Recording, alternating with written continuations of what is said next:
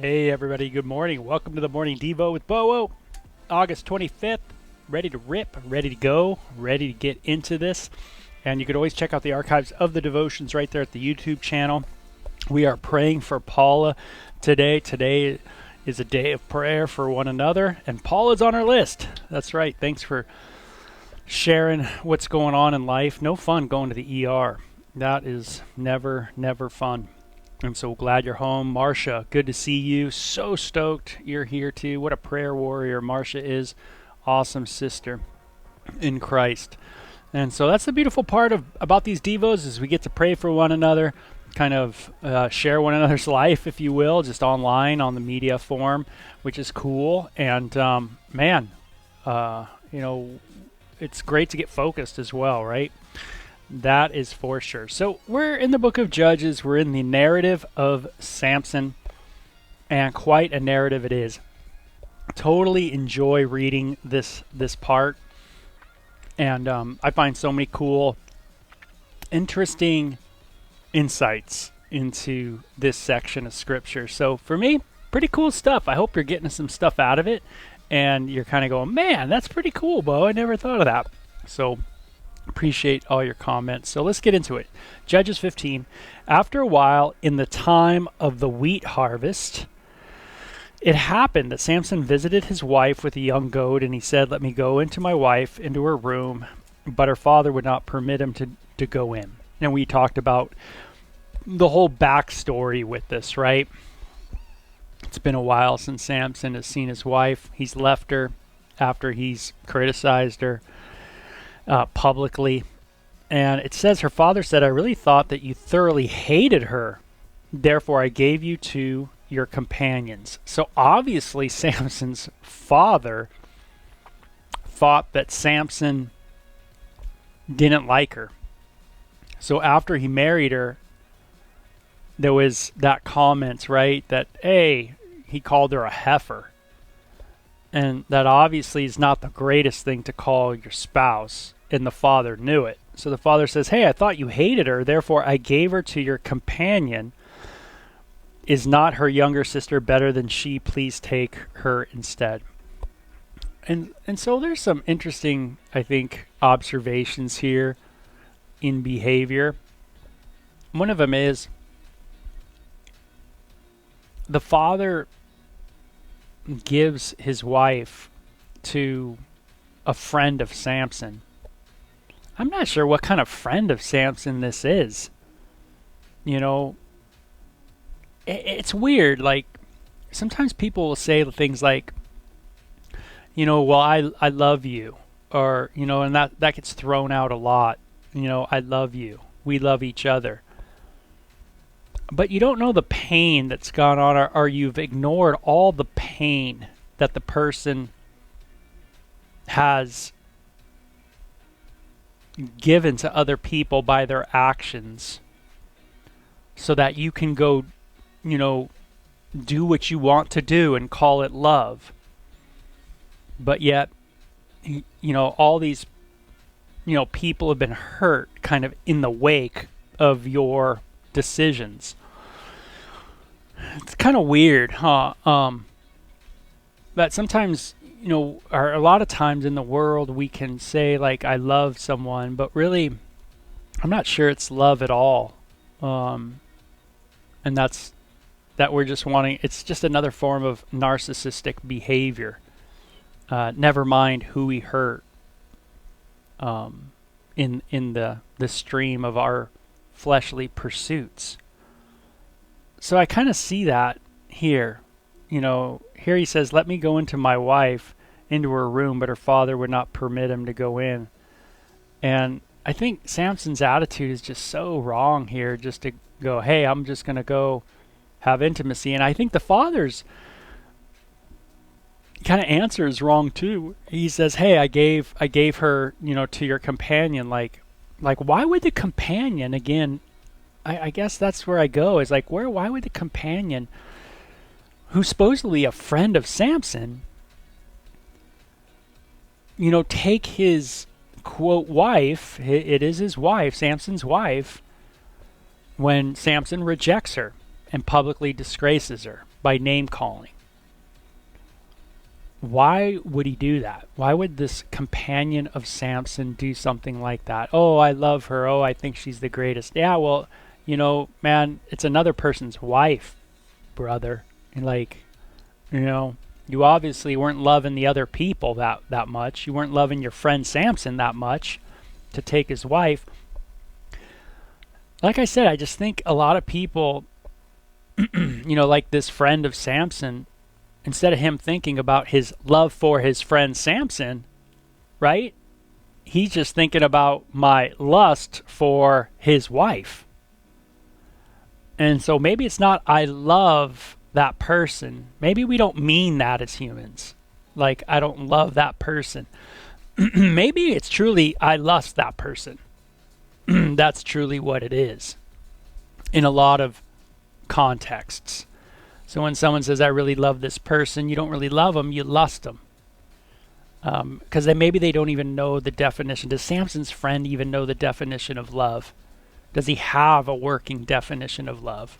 Why would he go into Samson's wife?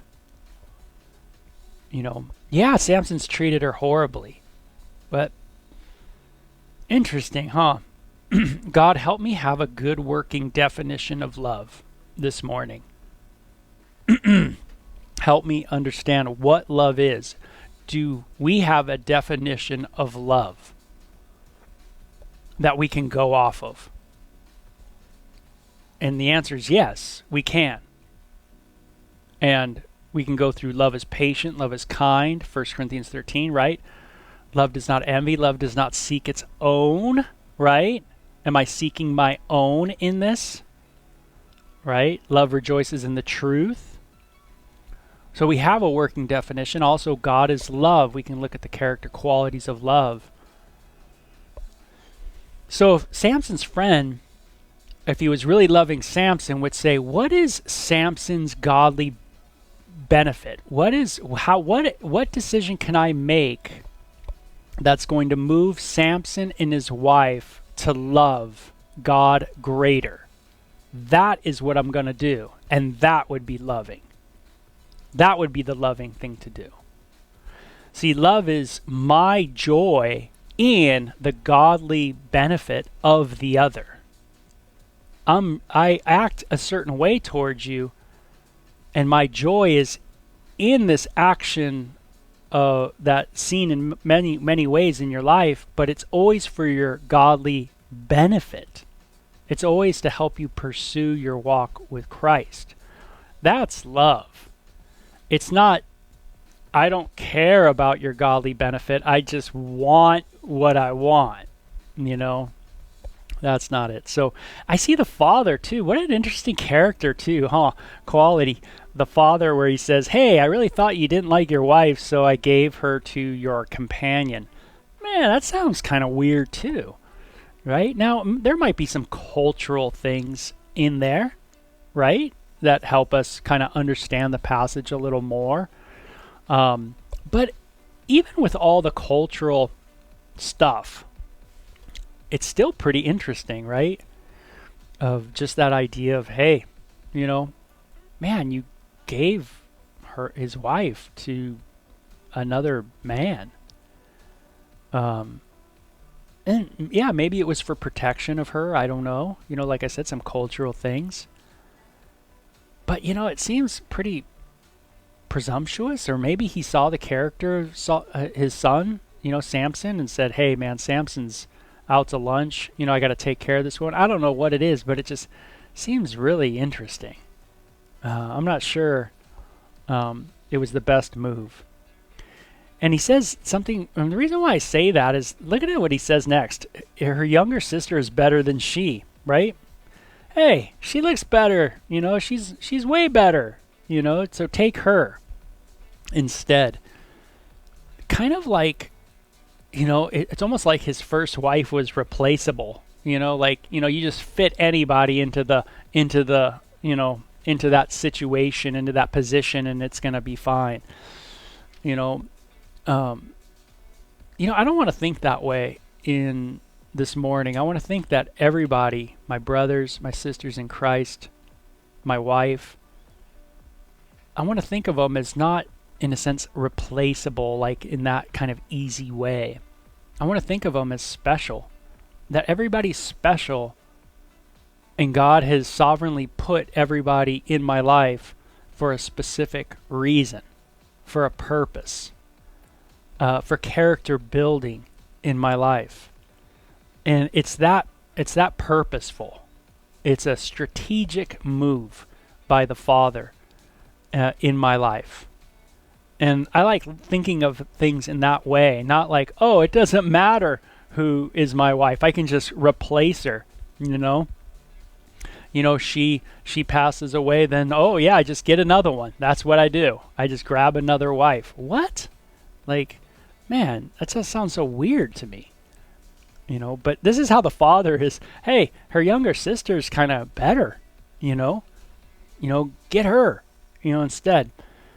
Not really taking into account maybe the love that they had for one another, right? Or, it just doesn't seem like the Father's thinking that way at all. And maybe the Father's just trying to appease Samson. Samson's maybe strong-willed. Have you ever ran into a strong-willed person that wants things their way and it's hard for you to say no? You become kind of codependent. Maybe the Father's codependent. And he's just like, oh yeah, I don't want to bother Samson. Don't want to bum him out. Pretty violent dude, So let's like be on his good side. Hey, I gave away your wife, but here's the other one. She's better. She's younger. She's better. That kind of idea. And that's a bummer, right? Man, it really, really tweaks my mind. And this is just a dysfunctional family in so many ways, but we can relate to it for sure. We see that dysfunction in us as well. And Samson said to them, "This time I shall be blameless regarding the Philistines if I harm them." Oh, now I got justification to wreck them. He says, then Samson went and caught 300 foxes. He took torches, turned the fox's tail to tail, and put a torch between each pair of tails. Then he set the torches on fire and let the foxes go in the standing grain of the Philistines and burned up both the shocks and the standing grain as well as the vineyards and olive groves. Samson obviously messed around with animals quite a bit. I mean, to be able to pull this one out of your hat and go, you know what? I think I'm going to tear apart all the crops of the enemy, and I'm going to get back at them because I'm ticked off that some companion of mine, took my wife, and I'm going to get at those Philistines, right? Well, he shouldn't have been hanging with them in the first place. Never mind that, right? Let's avoid what you shouldn't be doing. Let's ignore the obvious. Right? And now he's just rationalizing, right? Oh, I'm justified now to be Mr. Violent, just to do what I want to do. Because, what? Look what you did to me. Man, never mind, what you said about your wife. Never mind you getting drunk. Never mind you being a Nazirite and dealing with a dead animal, a carcass. Never mind you being a Nazirite and drinking, right? Never mind what you shouldn't be doing, right? That's too difficult for us humans to deal with, is what we shouldn't be doing. So what do we want to do? We want to justify. We want to affirm what we want to do. Sounds a little bit like our culture. An affirmation culture, right? This is what I think. Oh, great. That's awesome. You go for it. Never mind who you hurt. Never mind who you hurt in the future.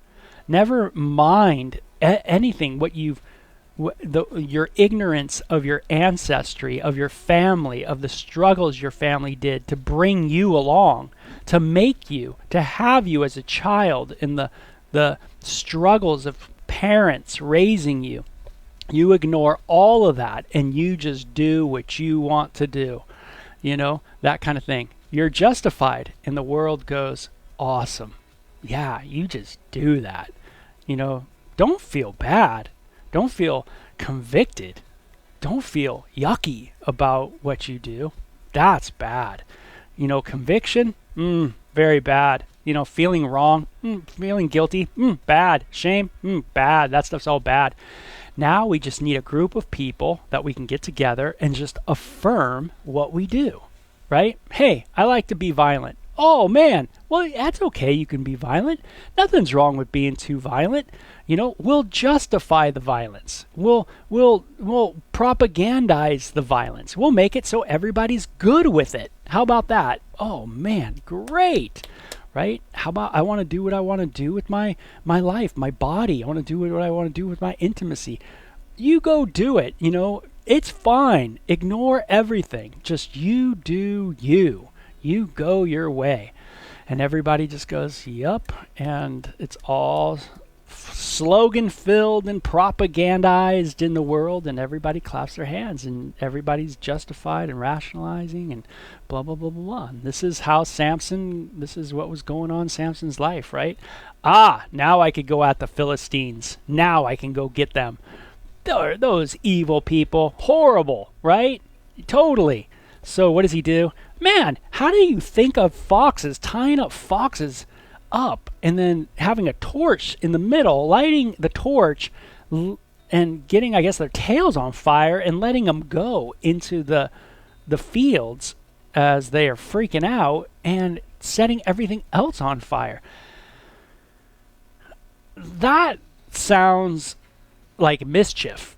That sounds like Bo Junior High circa 1985, running around, playing with fire, stealing things, doing ruckus, right?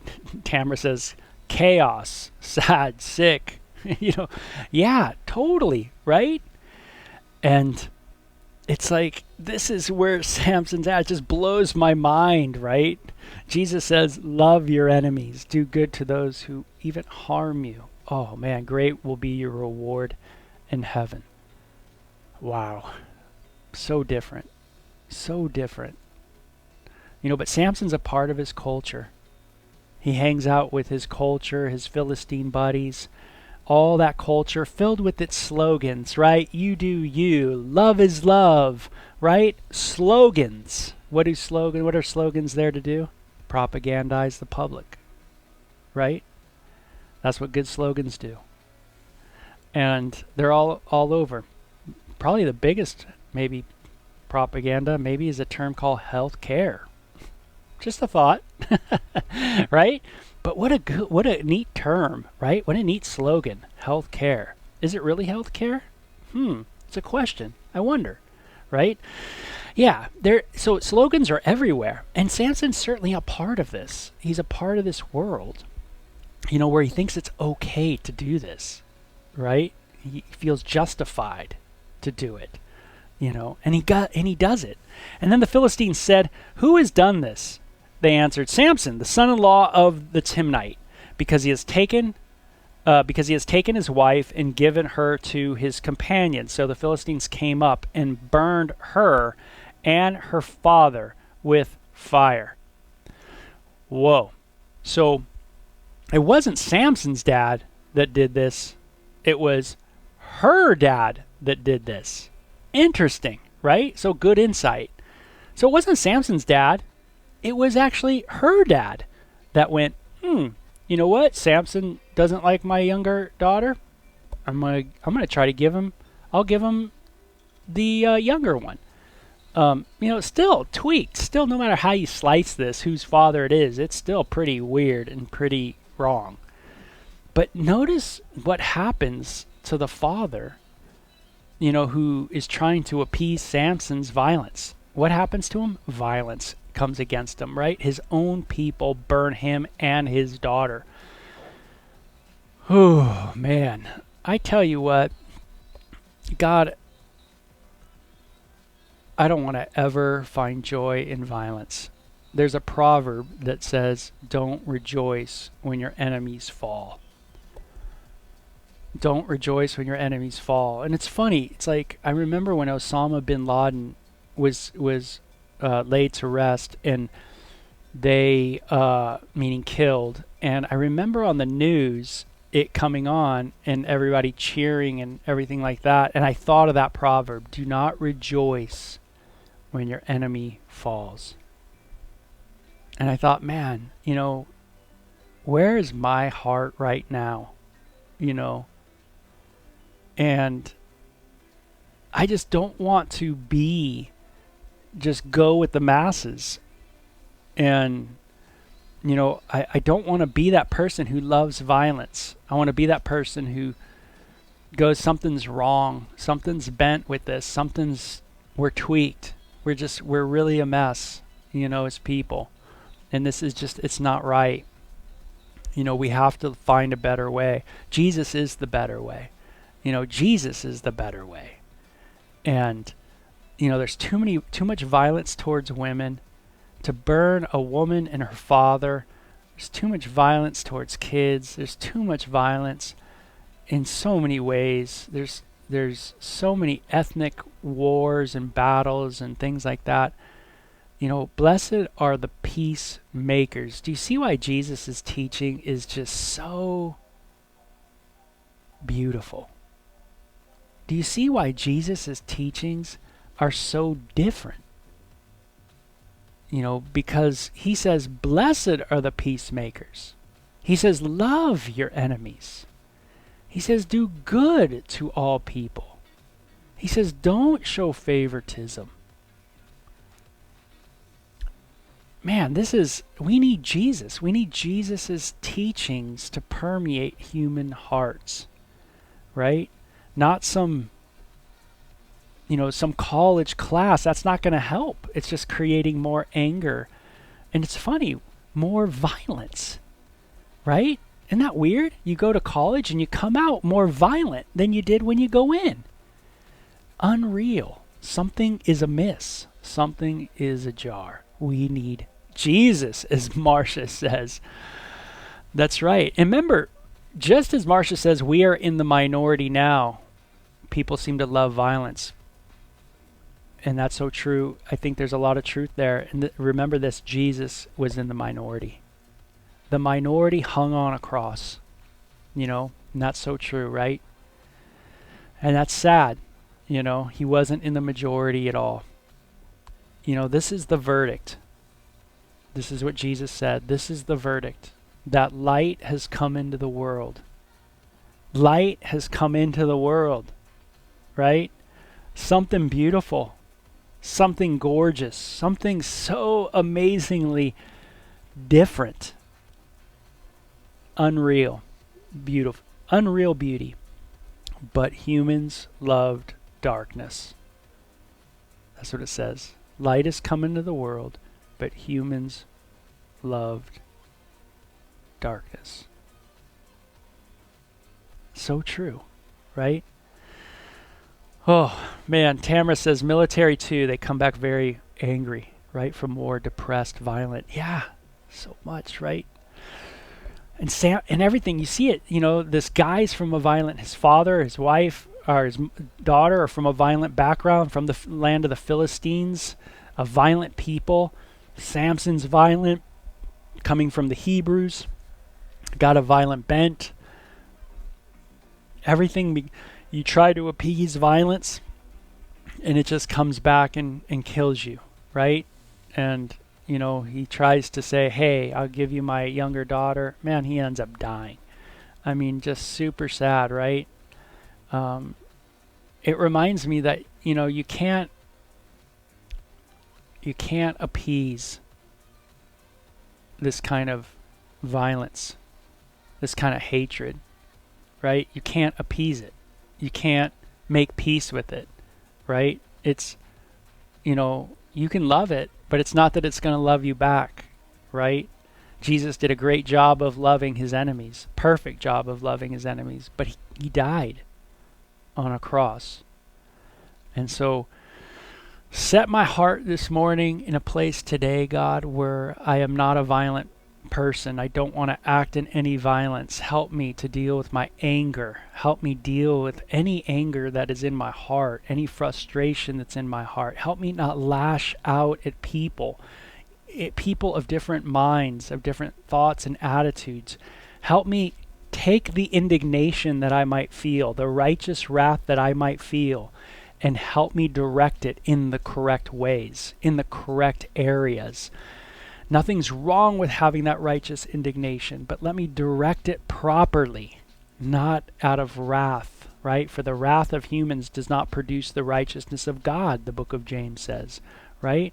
The wrath of humans does not produce, doesn't bear the fruit of the righteousness of God, right? It doesn't. And so I need to direct that anger, bring it to God and say, God, you see my righteous wrath, my indignation, the hatred I have towards something that is so hurtful, that's so wrong. But Lord, let me direct it towards you, realizing that, Lord, you know, and Lord, you will reconcile, you will judge, you will restore, you will do all things in the right time. Let me trust that. So, man, really cool.